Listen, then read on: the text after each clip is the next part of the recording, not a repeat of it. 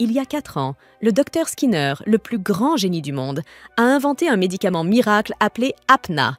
C'était l'antidouleur ultime qui rendait les humains totalement insensibles à toute forme de douleur. Comme il était bon marché et sans aucun effet secondaire, il a immédiatement conquis le marché pharmaceutique mondial. Apna est devenu le médicament qui a sauvé le monde. Mais un jour, Skinner a disparu sans laisser de traces, et personne ne savait ce qu'il préparait. Indifférent à tout cela, Axel Gilbert, 23 ans, purge actuellement une peine de 888 ans de prison pour une multitude de crimes. Cela ne semble pas l'affecter du tout, et un matin, alors qu'il effectue sa routine de gymnastique habituelle, un gardien de prison lui annonce qu'il a de la visite. Le gardien conduit Axel dans la salle des visites où une femme d'âge moyen nommée Hirsch l'attend. Axel ne l'a jamais vue auparavant, alors il lui demande si elle est une avocate en quête de gloire en l'aidant ou une tueuse à gages envoyée pour le faire taire. Hirsch lui répond qu'elle est un peu des deux, mais que ce n'est pas important. Elle dit à Axel qu'elle est là pour lui demander une faveur et que s'il accepte de l'aider, il sera un homme libre. Axel est curieux de savoir ce qu'elle veut et Hirsch lui demande s'il connaît Apna et le docteur Skinner. Elle lui explique que Skinner a disparu il y a 3 ans, mais qu'à présent, il est soudainement réapparu et son unique message a plongé le monde dans le chaos. Hirsch montre à Axel une vidéo qui a été mise en ligne simultanément sur toutes les plateformes du monde, dans laquelle Skinner déclare que si l'on ne peut pas ressentir la douleur, on est en réalité déjà mort. Il qualifie l'humanité d'espèce morte en raison de sa dépendance à l'égard de l'apna et déclare qu'il a toujours eu le sentiment que les humains étaient une espèce terrible qui ne se concentrait que sur le gain à court terme et détruisait son environnement dans le même temps. Il déclare que les humains ne méritent pas de continuer à vivre et à répandre le malheur partout où ils vont, et c'est pourquoi il a développé l'apna. Skinner précise que l'apna n'a jamais été un simple analgésique. Il l'a spécifiquement conçu pour qu'il reste dans le corps humain une fois consommé, et après 3 ans d'attente, il se transforme en un poison qui tuerait n'importe qui sans faillir. Il n'y a aucun moyen d'éliminer la toxine du corps, et les humains commencent à mourir au bout de 30 jours. Cependant, avant de terminer son message, Skinner dit qu'il a un remède pour Apna, et que si quelqu'un peut le trouver dans les 30 jours, l'humanité peut encore être sauvée. Cette vidéo sème la panique et le chaos dans le monde entier, mais Axel s'en moque éperdument. Hirsch lui dit qu'elle a connu Skinner personnellement et que dans le passé, c'était vraiment un saint. Elle lui dit que la faveur qu'elle lui demande est de trouver Skinner, mais à ce moment-là, le gardien de la prison arrive pour ramener Axel dans sa cellule, car le temps de visite est terminé. Axel se lève, faisant semblant de coopérer, mais il repousse soudainement le garde. Le garde dégaine son arme en réponse, mais Axel utilise son agilité pour le désarmer, puis le mettre à terre. Il ramasse ensuite l'arme et la pointe vers Hirsch avant que les autres gardes ne puissent réagir. En la prenant en otage, il oblige les gardes à lui retirer ses menottes, puis s'enfuit en courant, sautant par-dessus des robots de livraison et évitant les gardes qui tentent de l'attraper. Un garde attrape ses jambes, alors Axel le projette 2 étages plus bas, puis grimpe à l'étage supérieur où d'autres policiers tentent de l'arrêter. Axel les bat facilement, puis saute par-dessus la rambarde pour atteindre une autre partie de la prison afin de s'échapper. Mais un autre garde l'attend là. Le garde presse sa gorge contre la rambarde en métal, mais Axel tire sur sa cravate, lui fracasse la tête contre le métal et s'échappe. Après avoir assommé quelques gardes de plus, Axel escalade les murs de la prison et tire sur les grilles d'un conduit d'aération pour se frayer un chemin. Il atteint le toit de l'établissement pénitentiaire en passant par les conduits et commence à s'enfuir. Mais Hirsch appelle son chauffeur Doug pour le suivre et s'assurer qu'il soit capturé. Doug et Hirsch commencent alors à pourchasser Axel dans leur voiture high-tech et elle ordonne à leur spécialiste tech, Elena, de surveiller toutes les communications de la police et le GPS au CAS où quelqu'un retrouverait Axel avant eux. Pendant ce temps, le chaos commence à se répandre dans le monde entier après la révélation de la vidéo de Skinner. Des crimes ont été commis dans de nombreux endroits. Des personnes mettant le feu à des entreprises pharmaceutiques en raison de leur colère contre Apna, alors même que le gouvernement américain et tous les gouvernements du monde réunissent leurs meilleurs scientifiques pour analyser Apna et trouver un remède. L'espoir de trouver un remède dans les 30 jours reste très faible. toutes les entreprises pharmaceutiques retirent Apna de leurs points de vente et les marchés boursiers mondiaux chutent terriblement. Mais rien de tout cela ne concerne Axel, qui se détend dans la rue comme s'il ne s'était pas évadé de prison. Un policier l'arrête soudainement à cause de son uniforme de prisonnier, mais Axel lui répond que c'est la dernière mode chez les jeunes comme lui. L'idiot le croit totalement et, au moment où il reçoit un rapport sur un prisonnier qui s'est évadé de prison, Axel est déjà dans un magasin de vêtements pour s'acheter une nouvelle tenue. Pendant ce temps, dans la ville de Babylone, un haut fonctionnaire du gouvernement explique à Hirsch qu'ils essaient d'analyser Apna, mais que même les efforts collectifs des meilleurs scientifiques du monde ne suffisent pas face au génie de Skinner. Hirsch dit que leur seule option est de trouver Skinner, et qu'elle a presque rassemblé son équipe de rêve pour cela, mais le dernier est actuellement en fuite. Elle promet de le retrouver avant la fin de la journée, et le fonctionnaire lui dit que son équipe est peut-être le dernier espoir de l'humanité. Quelques heures plus tard, alors qu'Axel se promène dans une gare, les caméras de sécurité l'identifient comme le fugitif, et tous les écrans affichent immédiatement sa photo en lui demandant de se rendre. Il prend cela comme un défi et commence à courir dans la gare, évitant les flics et les drones de sécurité. Cependant, Elena, l'assistante technique, en est informée et contacte immédiatement le reste de l'équipe de Hirsch pour lui indiquer l'emplacement d'Axel. Alors qu'Axel se gare loin de la station, Chris, la motarde, se dirige vers son emplacement, tandis que Doug va chercher Leland, le dernier membre de leur équipe. Axel saute à travers les bâtiments et les toits, esquivant et détruisant les drones sur son chemin.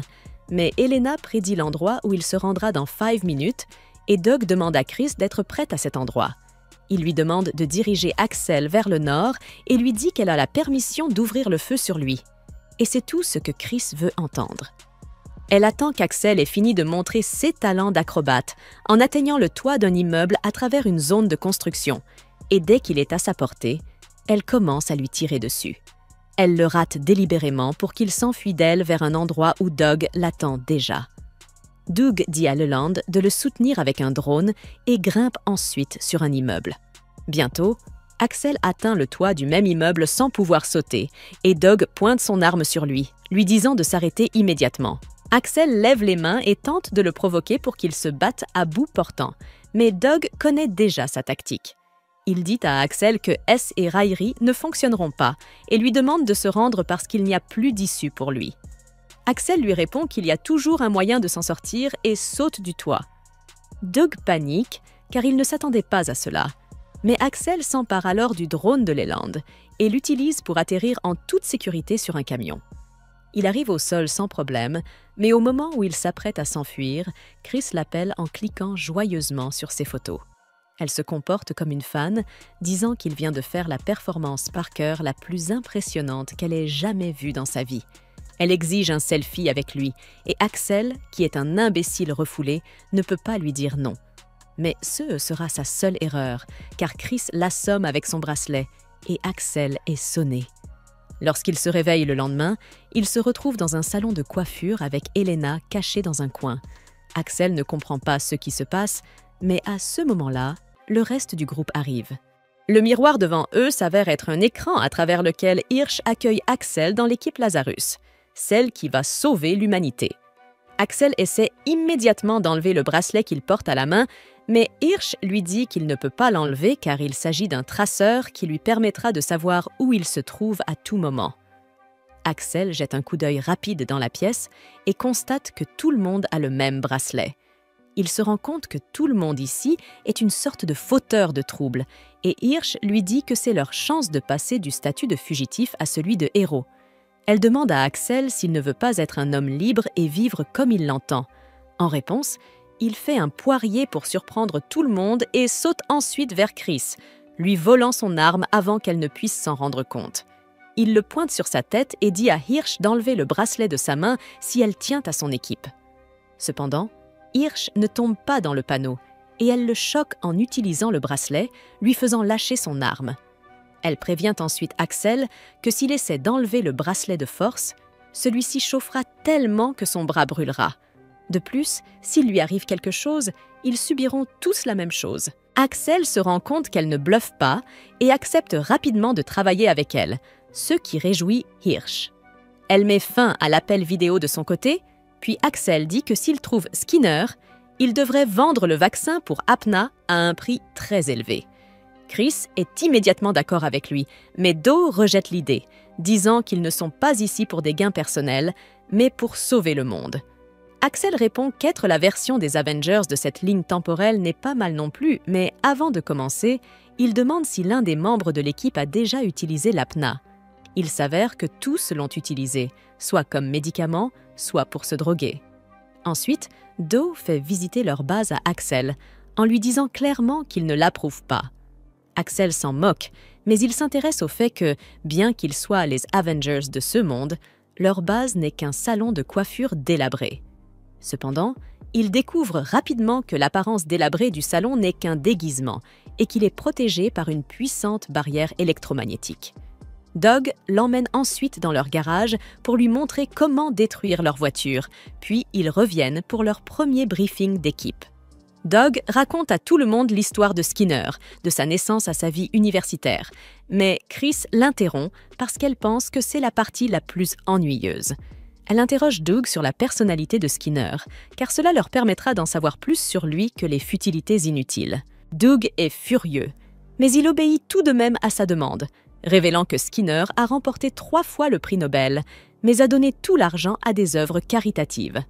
Il menait une vie modeste et avait même renoncé au brevet de ses inventions pour que tout le monde puisse y avoir accès à moindre coût. Ensuite, Hirsch rejoint le groupe et explique que Skinner était un grand défenseur de la paix et de l'égalité. Il a tenté à plusieurs reprises de convaincre les dirigeants mondiaux d'agir de manière plus responsable, mais il n'a jamais obtenu la réponse espérée. Elle montre à l'équipe une vidéo de Skinner s'adressant à l'Assemblée générale des Nations unies, les avertissant que dans 3 ans, la glace au pôle Nord subirait des dégâts irréparables. Il a demandé à tous de concentrer leurs efforts sur la protection de la Terre plutôt que sur la croissance économique, mais de nombreux pays ont quitté la réunion au milieu de son discours. Après cet échec pour convaincre les dirigeants, Skinner a soudainement disparu. L'équipe dit que Skinner semble trop parfait pour être vrai. Puis, Leland retrouve d'anciennes publications sur les réseaux sociaux où on le voit aider des inconnus à travers le monde. Personne ne comprend pourquoi un homme aussi bon voudrait mettre fin à l'humanité. Mais Hirsch dit que cela n'a plus d'importance. Personne n'a la moindre piste sur l'endroit où pourrait se trouver Skinner depuis sa disparition, et elle dit à l'équipe qu'ils doivent être les premiers à le retrouver. Soudain, Elena l'interrompt, disant qu'elle pourrait avoir trouvé un indice sur Skinner. Le reste du groupe quitte immédiatement leur base dans leur voiture sophistiquée, tandis qu'Elena et Hirsch restent sur place. Elena raconte à tout le monde qu'il y a 8 ans, Skinner a apporté un abri de survie d'une société qui ne peut être jointe ni par téléphone ni par Internet pour le moment. Hirsch dit à Axel et Chris de vérifier l'abri et demande à Doug et Leland de visiter le siège de la société. Elle ordonne ensuite à Elena d'accéder à un maximum de caméras de sécurité dans le monde entier et de procéder à des scans de reconnaissance faciale pour Skinner, malgré la possibilité qu'il ait changé d'apparence au cours des 3 dernières années. D'un côté, Chris demande à Axel pour quelle raison il a été emprisonné et quelle a été la durée de sa peine. Dès qu'il lui répond qu'il doit rester en prison pendant 888 ans, Chris panique et le pousse hors de la voiture. Elle pointe son arme sur Axel, disant qu'elle ne fera pas équipe avec un psychopathe qui a une peine de prison aussi longue. Axel lui demande de se calmer et Chris lui demande quel genre de crimes horribles il a commis pour mériter cette peine. Il lui explique qu'il a d'abord été condamné à 3 ans de prison, mais que sa peine a été doublée à chaque fois qu'il s'est évadé et qu'avant qu'il ne s'en rende compte, elle a atteint le chiffre actuel. Doug est furieux, mais il obéit tout de même à sa demande, révélant que Skinner a remporté 3 fois le prix Nobel, mais a donné tout l'argent à des œuvres caritatives. Il menait une vie modeste et avait même renoncé au brevet de ses inventions pour que tout le monde puisse y avoir accès à moindre coût. Ensuite, Hirsch rejoint le groupe et explique que Skinner était un grand défenseur de la paix et de l'égalité. Il a tenté à plusieurs reprises de convaincre les dirigeants mondiaux d'agir de manière plus responsable, mais il n'a jamais obtenu la réponse espérée. Elle montre à l'équipe une vidéo de Skinner s'adressant à l'Assemblée générale des Nations unies, les avertissant que dans 3 ans, la glace au pôle Nord subirait des dégâts irréparables. Il a demandé à tous de concentrer leurs efforts sur la protection de la Terre plutôt que sur la croissance économique, mais de nombreux pays ont quitté la réunion au milieu de son discours. Après cet échec pour convaincre les dirigeants, Skinner a soudainement disparu. L'équipe dit que Skinner semble trop parfait pour être vrai. Puis, Leland retrouve d'anciennes publications sur les réseaux sociaux où on le voit aider des inconnus à travers le monde. Personne ne comprend pourquoi un homme aussi bon voudrait mettre fin à l'humanité. Mais Hirsch dit que cela n'a plus d'importance. Personne n'a la moindre piste sur l'endroit où pourrait se trouver Skinner depuis sa disparition, et elle dit à l'équipe qu'ils doivent être les premiers à le retrouver. Soudain, Elena l'interrompt, disant qu'elle pourrait avoir trouvé un indice sur Skinner. Le reste du groupe quitte immédiatement leur base dans leur voiture sophistiquée, tandis qu'Elena et Hirsch restent sur place. Doug ne comprend pas ce que veut l'homme, quand soudain, un gros type fait irruption dans le bâtiment avec son arme pointée sur Doug, disant au propriétaire de l'entreprise de sortir s'il ne veut pas que ses employés meurent. Tout le monde est encore plus confus, mais Doug comprend alors que les deux hommes sont des agents de recouvrement qui ont des relations d'affaires avec le propriétaire de la société d'hébergement. De leur côté, Axel et Chris pénètrent dans l'abri vide et constatent que le générateur d'électricité fonctionne toujours. Ils commencent à fouiller chaque pièce, mais ne trouvent rien. Ils continuent donc leurs recherches et soudain, ils sentent que quelqu'un se cache dans un coin. Ils trouvent un homme inconscient sur une chaise avec des bouteilles vides de Apna à esse-épieds. Ils le coincent immédiatement et se demandent s'il s'agit de Skinner après avoir subi une opération de chirurgie plastique. Et Axel décide que la seule façon de le savoir est de le réveiller. Mais avant qu'il n'y parvienne, quelqu'un se met à crier en russe et à leur tirer dessus. Axel et Chris se cachent dans un couloir et soudain, un autre groupe arrive, criant en mexicain et tirant sur les Russes. Chris s'inquiète de la suite des événements, mais Axel commence à s'amuser. Il montre son pendentif, disant que c'est son porte-bonheur qui le rend invincible, puis il court au milieu de la pièce, sans se soucier de la pluie de balles. Chris pense qu'il est fou, mais elle n'a d'autre choix que de le soutenir face aux gangsters et aux membres du cartel. Ils parviennent à les assommer tous et à atteindre le type inconscient au milieu de l'abri. Mais à ce moment-là, la D et le FBI arrivent pour arrêter leur cible. Ils demandent à Axel et Chris de déposer leurs armes, mais Axel leur dit qu'il vient de Lazarus et leur demande de déposer leurs armes. Tout le monde est confus car ils n'ont jamais entendu parler de Lazarus auparavant. Et Chris allume les lumières pour que tout le monde puisse voir ce qui se passe. Au moment où elle le fait, l'homme dans la chaise se réveille et tombe immédiatement par terre, s'excusant auprès de tout le monde et promettant qu'il leur rendra leur argent. Il s'accroche à la jambe d'Axel, le suppliant de le sauver. Et en retour, Axel le frappe assez fort pour le faire saigner. Il fait alors un test ADN instantané pour confirmer qu'il n'est pas Skinner, et toutes les parties du refuge sont déçues. Il s'avère que le type était le propriétaire de la société du refuge qui se cachait des agents de recouvrement dans le bunker de Skinner. D'un autre côté, Leland s'entend bien avec les agents de recouvrement après avoir entendu leurs histoires, et Doug reçoit un appel de Chris qui lui raconte ce qui s'est passé de son côté. Il sent que la mission de recherche ne va pas être facile, mais il n'a aucune idée de la difficulté qu'il va rencontrer dans quelques minutes. De retour à leur base, Elena trouve soudainement un Skinner sur une vidéo de sécurité. Mais soudain, des milliers de caméras à travers le monde commencent à montrer le visage de Skinner en même temps, déroutant à la fois Elena et Hirsch.